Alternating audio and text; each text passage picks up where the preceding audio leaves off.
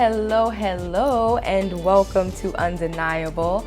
I am your host, Chanelle Angelique, and I have the pleasure of sitting with one talented, relentless babe. Please help me welcome Miss Staxx Cordero. Hey. Hi, Staxx. Hi, Chanelle. I'm How so are you? happy. I'm good. Thank you for asking. You look good. Girl, I'm trying to keep up with you. What you trying to talk about? I'm talking about you, child. Okay. All together golden. Silky Thank you. golden. Oh my Come on now, Silky golden Stop locks. Stop it. Silky golden locks, child. Oh my gosh, you make me feel so good. You should feel good. You should feel great. Thank you. See, this is why I asked her to come in. I knew Staxx has this energy. It's just like, I don't know, after I'm with you, I'm like, yeah, I do feel good. You should. And good. I'm happy that you do. Look, let me sit taller. Let me sit up taller. All right. Oh my goodness. So with all the things you do, you've been doing this for a little while now. Okay? Can't tell though. Life. Life. All right. I want to go back to, I want Staxxy to take me backsy. Okay. All right. Grade school. What was your favorite subject? My language arts. Really? Easily. Have you always been a writer? I have, and although it was my favorite subject, I didn't realize that would be like one of the things that stuck with me. But I loved reading. Like I would read. I read every book, all the Judy Blume. No, Judy Blume had like 2 books, but I had like I read all Sweet Valley High by like kindergarten. I read all the Dr. Seuss books. Oh. So when I got there, you know, they were like, "Oh, this is Dr. Seuss." I said, "I read this." Was it Hop on Stop or Hop on Stop, whatever it was. The whole everything that she was trying to introduce me to. I'm like, "Oh, I read all these books. I'm a reader." Yeah. So you pick it up, put it in front of me, and I'm like, oh. Yeah. I love information. I love to know. I love to leave where I am and travel. Whether that's physically get on a plane and go, or in my mind you take me on a journey, or like a great movie or great series, anything that can grab my attention, I'm with it. So I think that that started there in elementary school. I love the way you put that. You just said it. The traveling part. The traveling part. Yeah. You can be sitting still and be somewhere totally different. Exactly. Like good book, good music, good movies. I love to travel while I'm still sitting right here. Come on now. Now, I know you as a lyricist. You be out there doing your thing. I'm gonna put a little clip in there. You be out there doing your thing. When did you write your first rhyme? I wrote my first rhyme at 13. Do you remember it? I do remember it. Is it PG? It's PG. Yeah, it's PG-13 because I was 13. Right. So yeah, I remember it. Little Ray Fly girl, shorty is light skin. Heard the beat and I said I'm about to go in 8th grade science. I'm bored to death. I'm talented and I'm so fresh. Don't know what else to say, but I'm 5'2" and need 62 inches to be up on you. That happened while they were making beats on a table. And science teacher went out, just like in the movie. If you haven't seen the movie, I have a movie, I Am Relentless. It's on Tubi. And in that film, which features you, but in that film, I show exactly how it happens. The teacher was asked to come into the hallway, and you know how boys are, they used to beat on the table and everybody starts rapping. But at that time, like, nobody was rapping. So they just used to like to make the beats. Got you. I was enamored with hip hop on the radio because you can only hear it twice, either on Friday nights or Saturday nights, and only on 2 stations at that time. Yeah. So if you didn't catch it like by recording it, you had to wait. Yeah. So I was listening to Roxanne Shante all the time, and I wanted to be like her. Big shout out to you, girl. Oh, yeah. Shout out Roxanne. Yeah, so I was freestyling. But that's not my thing now. Freestyling is not my thing. It's more like writing. Okay. But that was my first experience, yeah. Okay, well, I'm digging all of that. I mean, I knew that, but I wanted to let y'all know because, I'm trying to put y'all on today. Because Staxx my girl. I be knowing. But anyway, what I also know is that you've been on some stages, okay? That mic, you own it, you do your damn thing. Do you Thank have you. a favorite stage or a favorite performance? That's a great question. I'll start by saying that every stage is my favorite.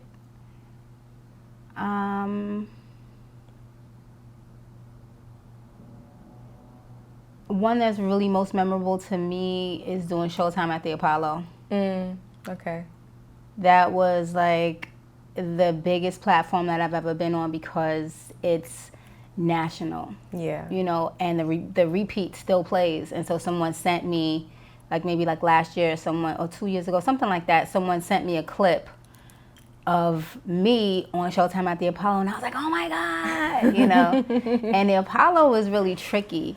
Either they love you or they don't. Yeah. Yeah, they don't play. And thank God I've been fortunate every time I stepped on that stage to own it.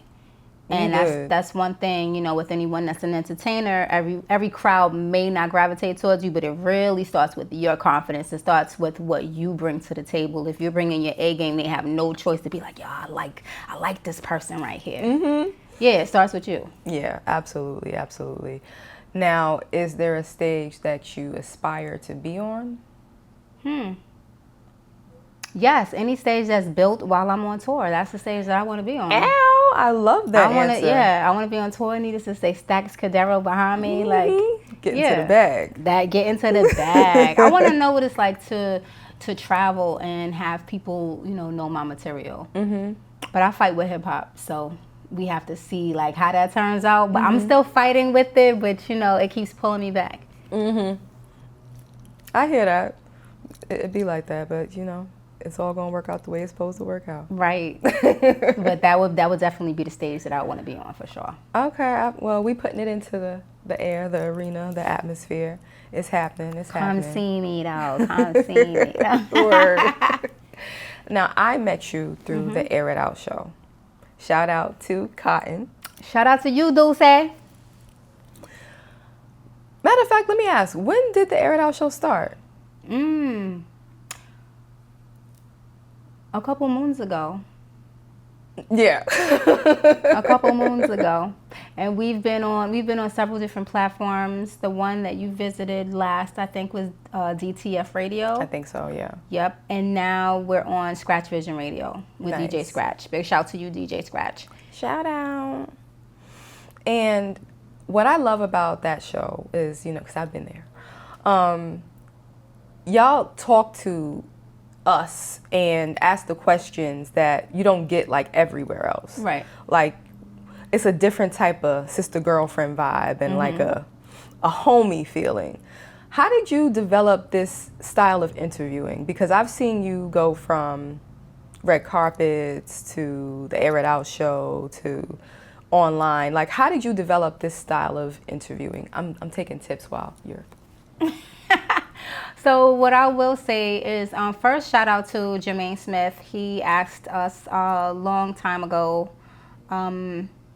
He had everyday radio, and he asked, you know, he was like, "What do you think about having a radio show?" And Cotton and I were doing one of his plays. I think it was A Piece of Me or Cooking in Yesterday's Grease, which is now film. Congrats again to you. Yes. And we were doing those stage plays.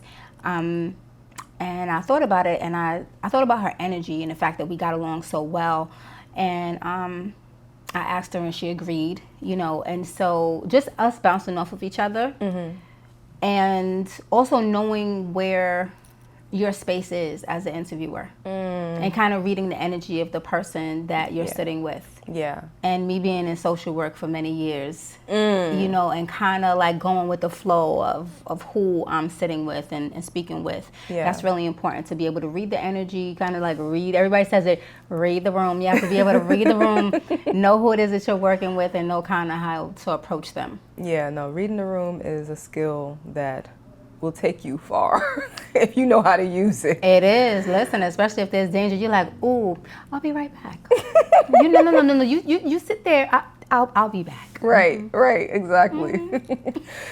Oh my goodness. Now, I have to take us to I Am Relentless. Okay. All right, which has become a brand now, by the way. It is a brand. Congratulations. Thank you. On all that it is and all that it will be. Thank you. Did it start with the book? Yes, it definitely started with the book. I'd been journaling for a while, and I saw it as a book, and I wanted to do a one-woman show. I was first inspired to do a one-woman show by Whoopi Goldberg. So I wanted to do a one-woman show. So in 2020, I set out to release the book and do the one-woman show. Okay. And there was a venue and everything. We were selling tickets. Yes. We were rehearsing. The pandemic came through and was like, nah, everybody gonna sit down. It's like, So I picked it back up, and I picked up the book. Okay. And I started reading it again. And I just started editing. And I saw where I was angry. I saw where I wasn't holding myself accountable for certain situations and kind of being the victim. So I had to hold myself accountable. So I went back in there and I changed some things. You know, I looked at it, you know, from the reader's perspective, and I'm like, nah, that's not the way I want to be portrayed. Let me own what I need to own. You know, and not as though it was untrue, but sometimes the way you write things can be read a certain way. Right. And it's like, oh my God, I feel sorry. No, I don't feel sorry for me. This is life. Yeah. You know? Yeah, this is why I really don't share a lot of my stories, because I hate that feeling of someone pitying me.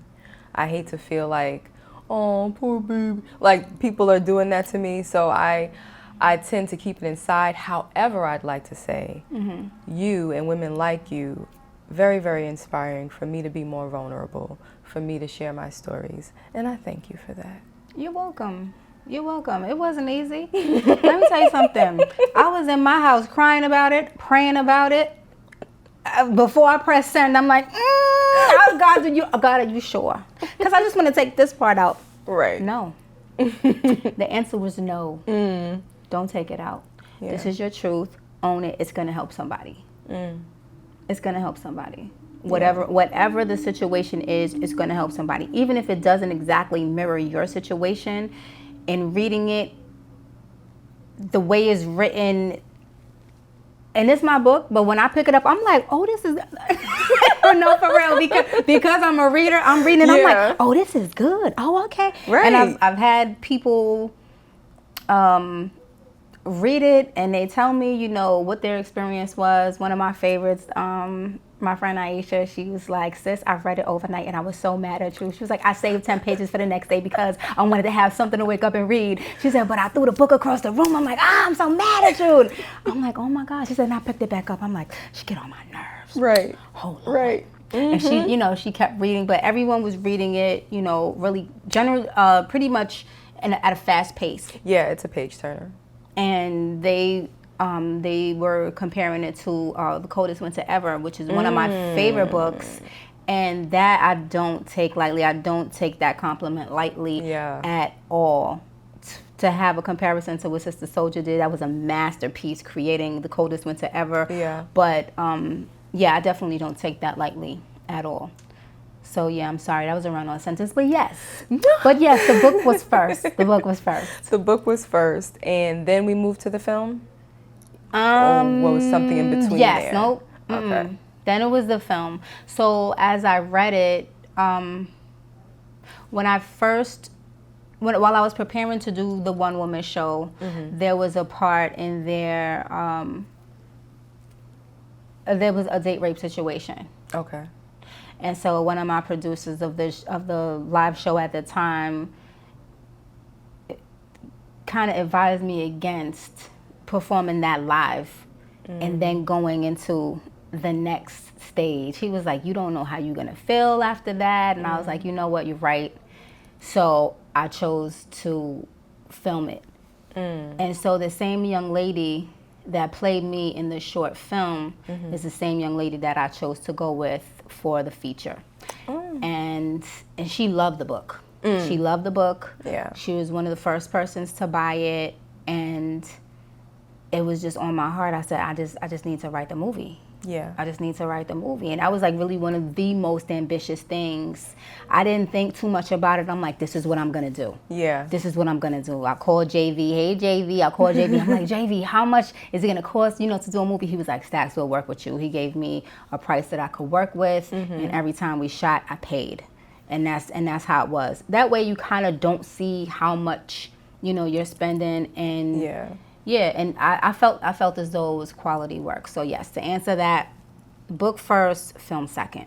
Okay. And then where is I Am Relentless going next?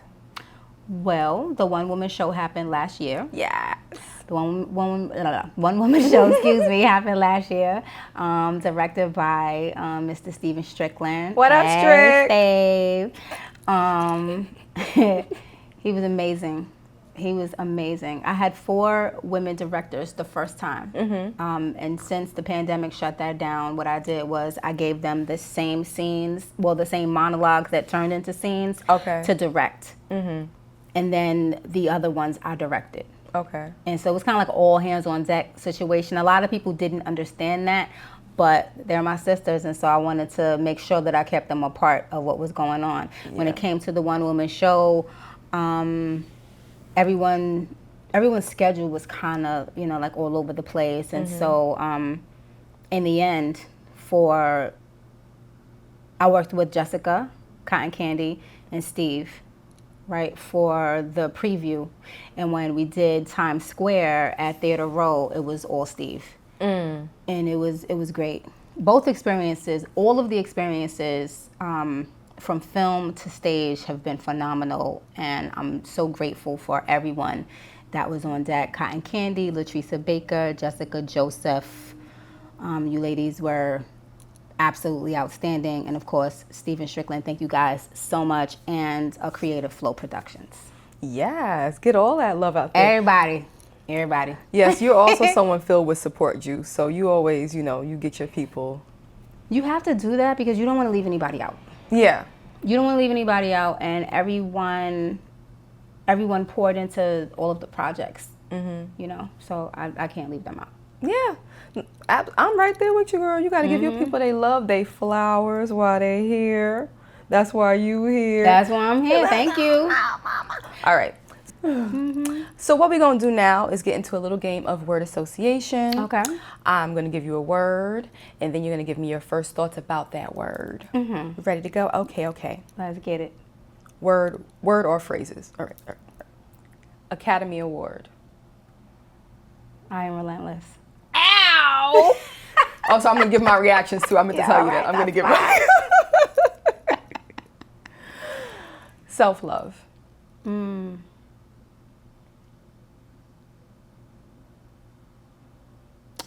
Spending quality time with yourself.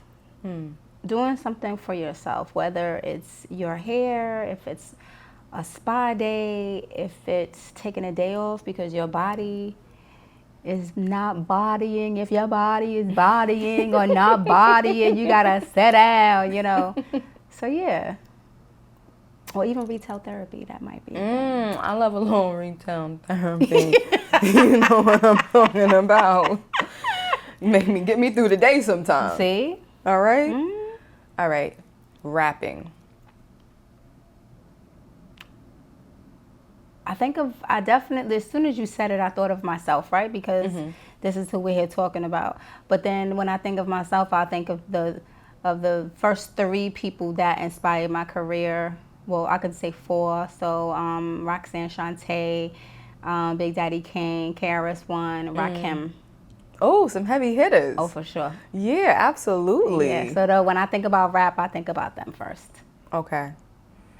On stage. On stage is where I find freedom.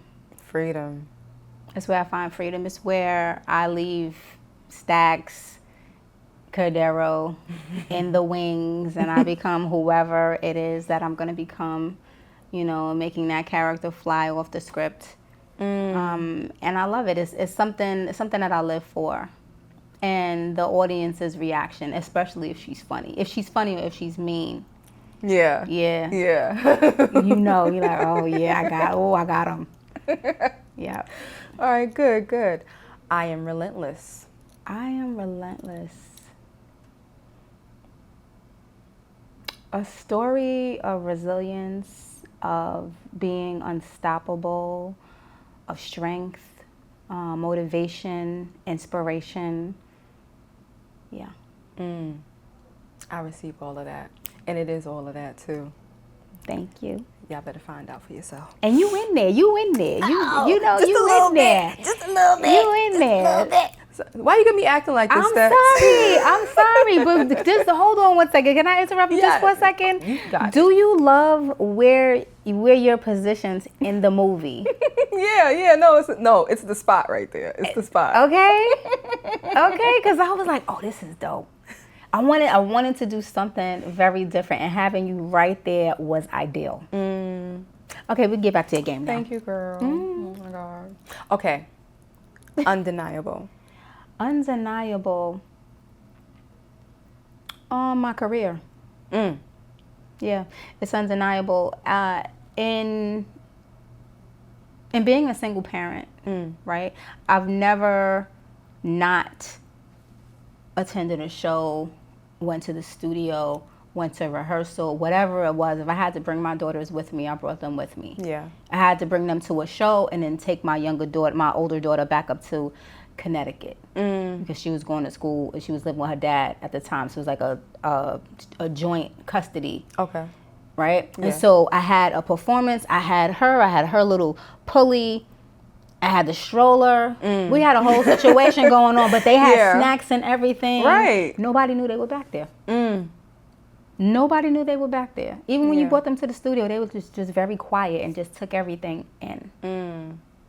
So in being undeniable, I would say my career. And now that, I don't need a babysitter, I'm out. Let's go.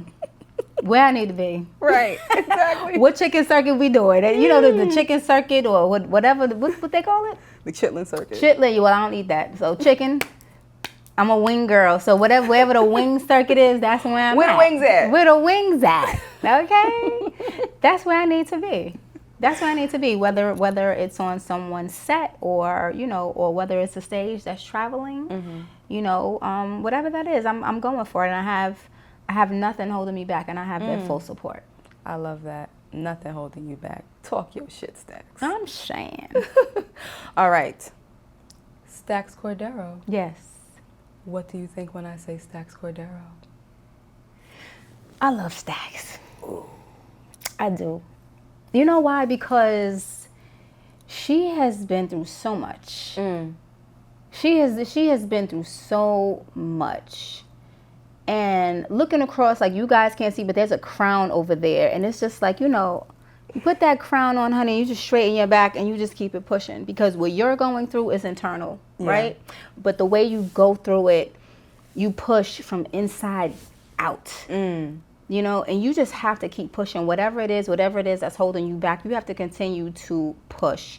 And that's what Staxx Cordero does. Whatever it is, it doesn't matter how tired I am, I'm going. If I say that I'm going to be somewhere, I might be a little late, but I'm coming. I'm coming. And when I come, I'm giving 1,000%. Just saying. Yeah. So yeah, Staxx is, she's that girl. She's that girl. She's going to show up. Either she's going to rap or she's going to act or she's going to write and direct. But whatever position she's playing, she's going to play and y'all going to have a good time. And it's going to be memorable in a good way. Yeah. Make that very clear. Good way. Yeah, in a good way. In a real good way. Now, I'm at the part of the show where I tell you how I feel about you. Okay. Are you ready for this? I'm ready. All right. Very dramatic. I like to.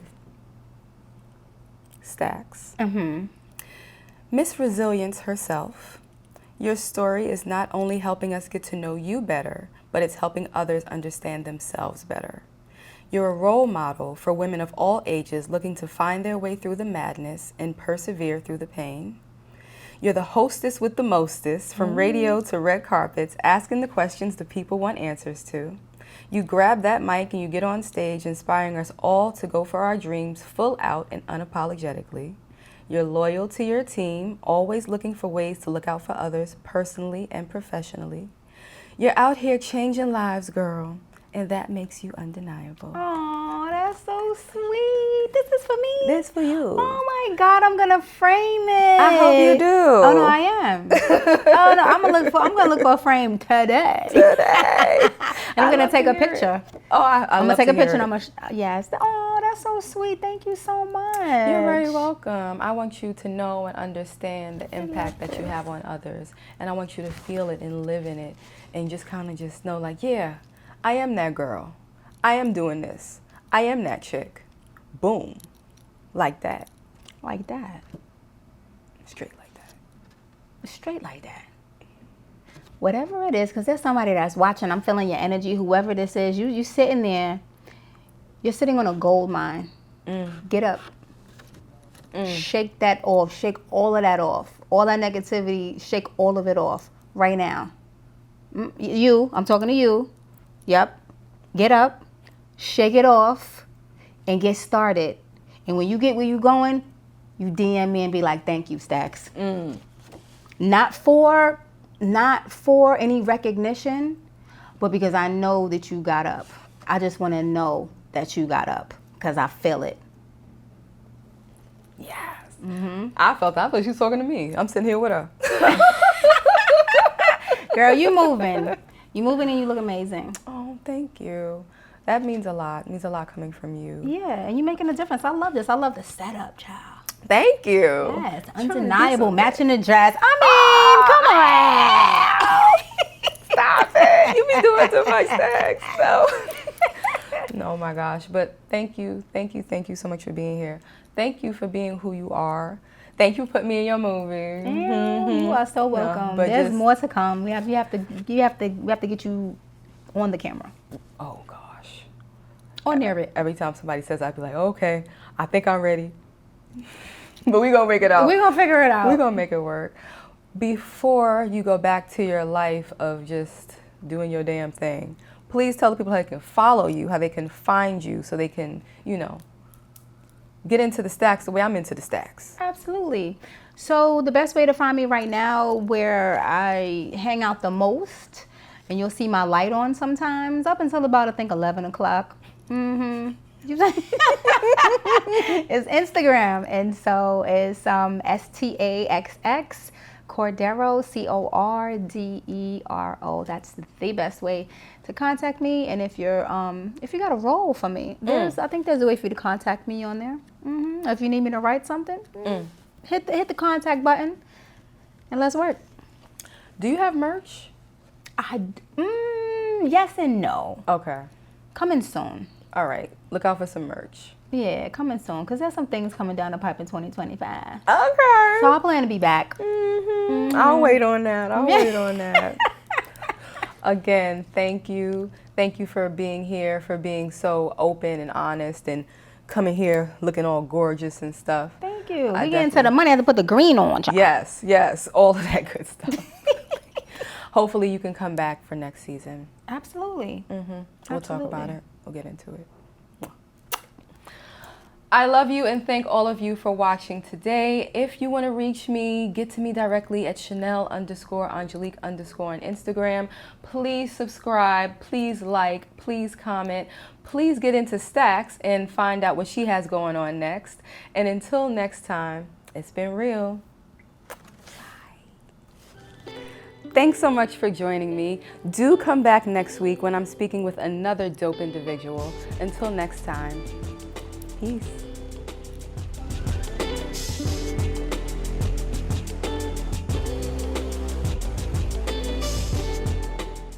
We doing it like this. Like that? Like this. Like that. Hey. Yes! Good stuff. Scene 1, take 3. Action.